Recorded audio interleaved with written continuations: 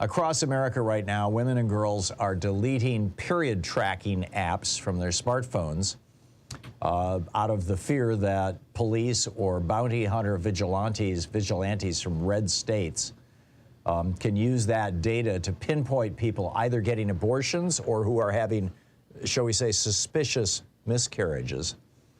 But that's not going to be enough. Donald Trump and Ajit Pai, when Donald Trump made Ajit Pai the head of the FCC, he was a lawyer for Verizon. He'd been on the FCC before, but he made him the chairman. And they ended net neutrality. Now, most people, net neutrality sounds like meaningless. Really what it was net privacy. So now, under the law, and by the way, the United States is the only country in the world where this is the case. Every other country in the world says your internet service provider, the company that brings the internet into your house, may not spy on you. But here in the United States, your internet service provider, the company that's bringing the internet into your home, can read every one of your emails, can see every website you visit, can see which pictures you look at, can see basically everything you do on the internet. And not only can they see that, they can record that and they can sell that information. And they do. So how did we get here? Well, by a 6-3 decision, the court ruled that the FCC could open the floodgates to tracking us. And of course, you know, Trump and the FCC. Most Americans think their data is anonymized. It's not. As I said, this is a felony in every other state. You think this is not happening? Remember Monsignor Jeffrey Burrill?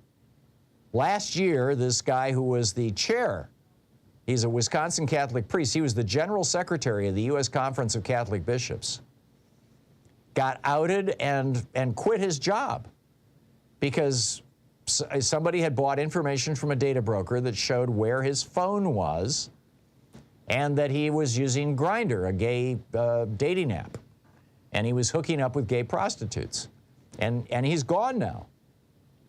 That same information is still available out there. It's being bought and sold literally 1 million transactions every day. And it could just as easily be directed toward women and their menstrual periods as it was to this Catholic priest and his gay sex fixation or whatever. So what do we do? Well, first of all, let's define the problem, how we got here. The Senate is not Democratic. There are 21 states that have 42 senators that when you add them all together, their populations of all 21 of these states, Wyoming, Alaska, Vermont, North Dakota, South Dakota, Delaware, Montana, Rhode Island, Maine, Utah, Iowa, Nevada, Arkansas, Mississippi, Kansas, New Mexico, Nebraska, Idaho, Hawaii, West Virginia, New Hampshire. Add them all together, and their population is still smaller than that of California. But they have 42 senators, and California has 2.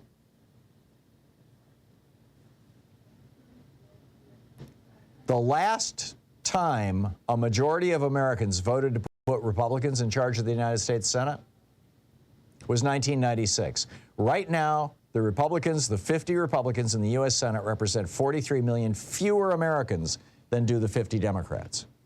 So number one, the problem, the Senate. Number two, the presidency. We've had 4 presidents in this century: George W. Bush, Obama, Trump, and Biden. Both of the Republican presidents, both W. Bush and Trump, lost their elections. W. Bush by 500,000 votes, Trump by 3 million votes, yet they were both put into the White House by this arcane thing called the Electoral College. And the result of the Electoral College is that all of the focus for advertising and electioneering around presidential elections every year is on these so-called swing states. 5, 6, 7 states determine the fate of America, and the rest of America gets ignored. Nobody even bothers to campaign in California. They know how it's going to turn out. Or Louisiana. It's the so-called swing states. So we've got a problem there with the Electoral College, and also we've got a problem with the fact that you've got a whole bunch of states, Wisconsin, Michigan, Louisiana, Pennsylvania, and Kentucky, for example, where the majority of people in those states vote for Democrats, which is why they all have Democratic governors. And yet their House and Senate are both controlled by Republicans. Well, why is that, even though a majority of people voted for Democrats? Because of gerrymandering. Again, gerrymandering is illegal in every other developed country in the world except Hungary, where Viktor Orban put it into place a couple of years ago in anticipation of his re-election run this last year. So he's now got a permanent presidency because of gerrymandering in Hungary. Did I say Ukraine? I meant Hungary, if I said it. And so here we go, you know, and by the way, all the Republicans say, oh yeah, Hungary, that's our model. That's what we all want to be like. And then, of course, you've got the Supreme Court. The Supreme Court seized for itself in 1803 in the Marbury decision the power to strike down laws. It's nowhere in the Constitution. They only did it a couple of times in the first century of America. They did it once in 1803 with Marbury. They did it once in 1856 with Dred Scott.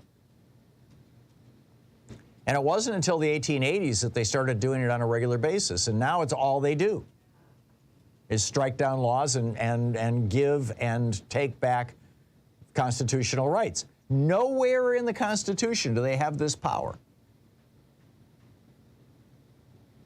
President Thomas Jefferson spoke out against this loudly. His quotes are in my articles, as did President Abraham Lincoln, a Democrat and a Republican.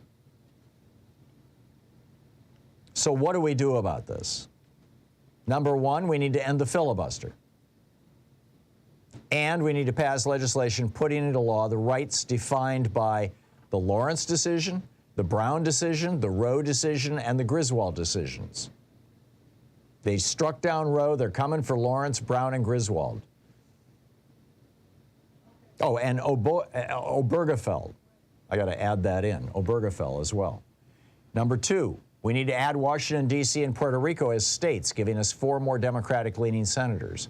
Number three, we need to expand the size of the Supreme Court to 15 justices, pass a code of ethics binding on members of the court, and initiate 2 term limits.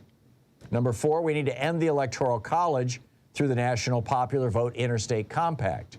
If your state has not joined that, go to nationalpopularvote.com and check it out. Number four, we need to pass the, oh yeah, that was number four. Number five, we need to pass the For the People Act to end gerrymandering, voter suppression, political bribery, and the power of big money in politics. And finally, we need to restore net neutrality to our internet companies so that they can no longer legally spy on us with every keystroke and then sell your menstrual information. And none of these things are impossible, by the way. If Republicans were in the same situation Democrats are right now, they would have done all of these things. Chuck Schumer needs to grow a spine, and we need to turn out in massive numbers this November to add a couple more Democrats to the United States Senate and to hold the House, and to take back state houses all over the country. If we don't do this, we are toast. It's that straightforward.